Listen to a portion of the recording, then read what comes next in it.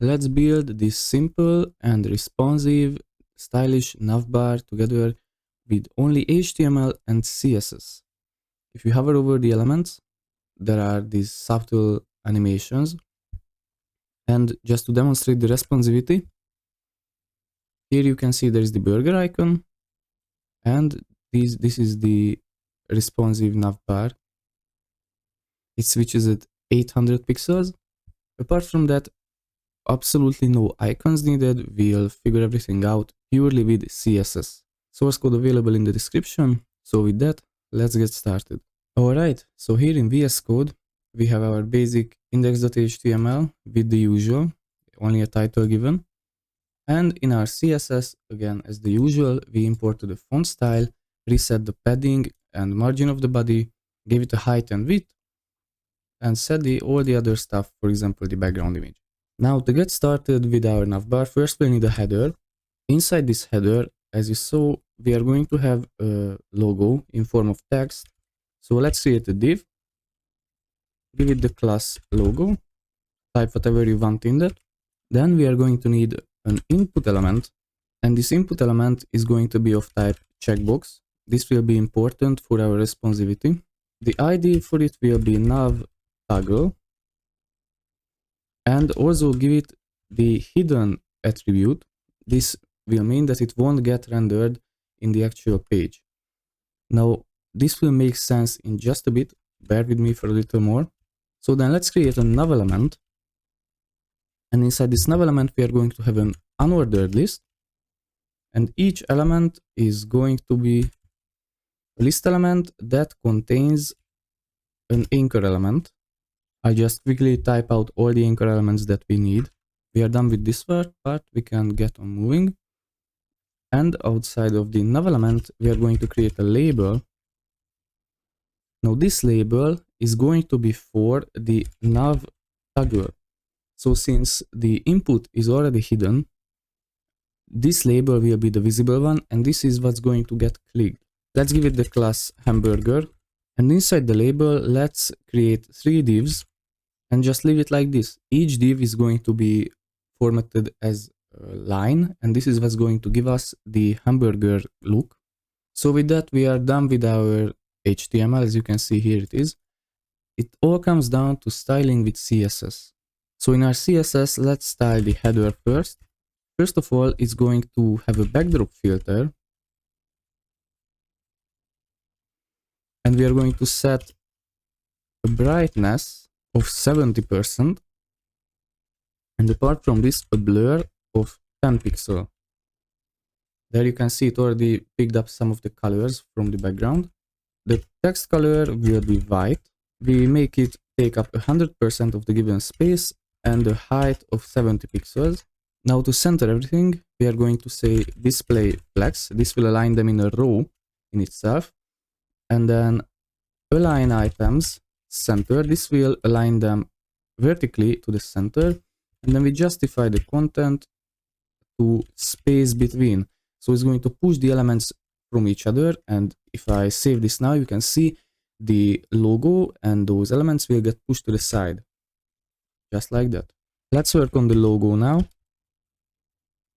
Give it a simple font size, 30 pixels will do. Font weight 600 and simply a margin left of 30 pixels. That's all. Now when it comes to the label and the nav element, we are also going to give them a margin. So header, label, and the header nav. We are going to give them margin right of 30 pixels. There we go. Now coming to the unordered list, is going to be display flex so that the list elements are aligned in a row, and give them a gap of 20 pixels. For the list elements, we are going to simply say list style none. This will take care of those dots, those white dots. And as for the anchor elements, we are going to say the color will be white. The font size will be 25 pixels. The text decoration will be none. And their position is going to be relative. Alright, so now comes the hover effect for the anchor elements. This is important because we give it the position relative. Now we are using the after tag here. This will insert an element whenever the DOM is rendered after our A element, our anchor element. And whenever you're working with either after or before, you are going to need to say content.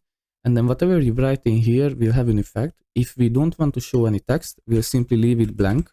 The position will be absolute because I want to position it, and the relative tag is needed in the A element because then it will become a parent to the absolute elements. To position it, we are going to say left 0 and bottom 0. The width will be 100% by default. The Z index, just to be sure, is going to be 200. The transform scale is going to be 0, so we don't show anything just now. Sorry, scale X. The height will be 2 pixels. And the bottom and the background color will be white as well.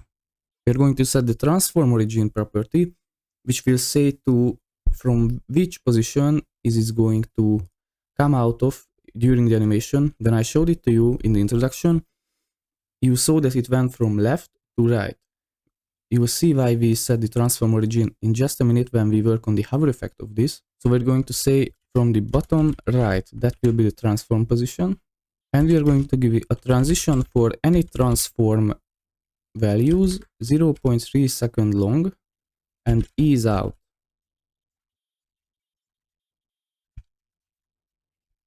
Now we say to the same element, the after element, we say hover. So whenever we hover over the A element, there becomes an A, this after element, and this will apply these changes whenever you hover over it. We'll simply say transform scale X and 1, so it comes back to 100% whenever you hover over it. And the transform origin this time will change to bottom left. So what the transform origin means here, you see whenever you hover over it, it instantly sets it to bottom left. So it will come in from the bottom left, and whenever you move your cursor out of the element, it will set it to the bottom right. Alright, so I made a few errors here. So coming back, first of all, I missed the second here. So it's important that you give it the 0.3 seconds.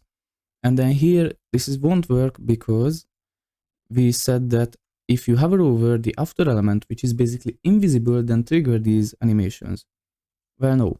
Whenever you hover over the A element, then trigger these animations for the after element. This is what we need. So if you try it now, you can see it goes out, and this is the transform origin working nicely. Now that we are done with that part, the only thing that's left before we start working in media queries is saying the hamburger. Its cursor will be a pointer whenever you hover over it, and the display will be none, because at this stage we don't want to show it, only at 800 pixels. And now the divs under the hamburger, they will be 30 by 30 pixels. Sorry, 30 by 3 pixels. They will have a margin of 5 pixels on the top and the bottom, and 0 on the side. And their background will be white. Now to jump onto the 800 pixel media query, we are going to say media and max width. So if we are below 800 pixels, then apply these changes.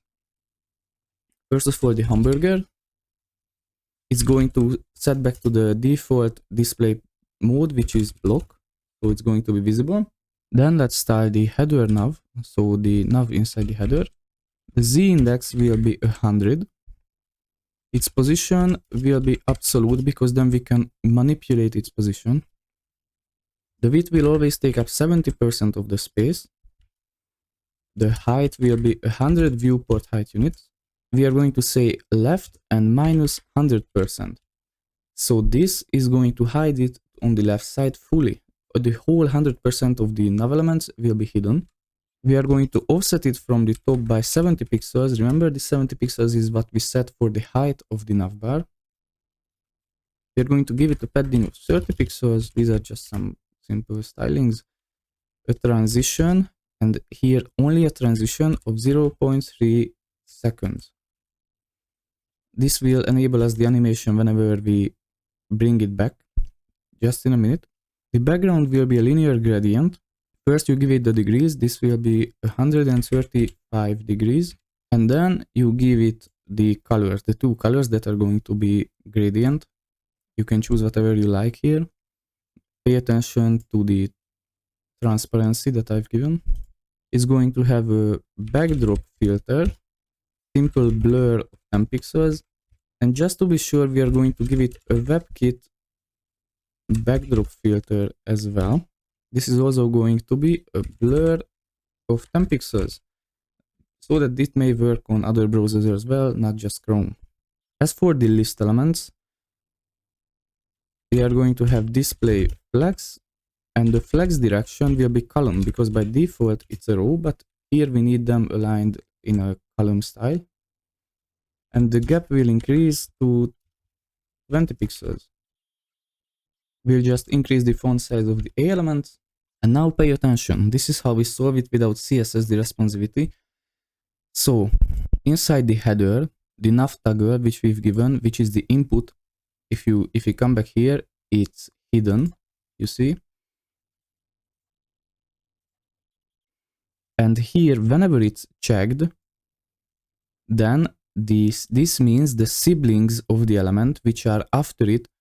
So for example, a sibling means that here is the input element. The logo won't be the sibling because it's before it, but the nav element will, the label will be.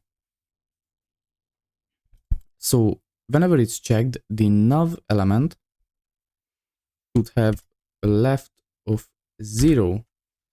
Remember when we set it to minus 100%, now it's coming back to 0, and this will be animated because of the transition that we've set. Now we are going to use the same terminology.